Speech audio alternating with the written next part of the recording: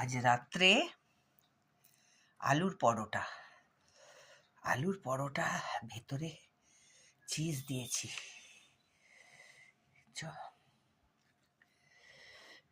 দেখো চিজ,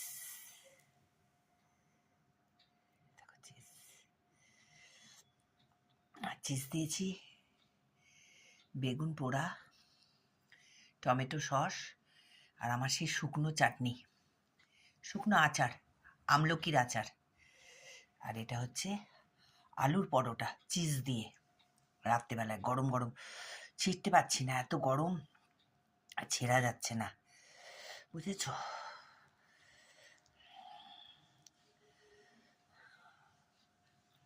দারুণ হয়েছে। ভেতরে আলুর পুরটা খুব সুন্দর হয়েছে।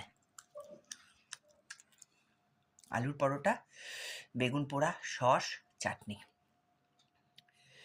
শীতকালে খেও। আরেকজন খেতে বসেছে, টেস্টি টমি। আলুর পরোটা, বেগুন পোড়া, ও সস টস নেয়নি, এই দেখো এই করা আছে।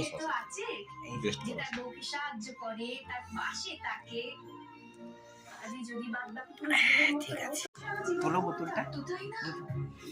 সঙ্গে ঝালটা কমানোর জন্য আর হজম হওয়ার জন্য একটা জিরা নিয়েছি, জিরা ড্রিঙ্কস।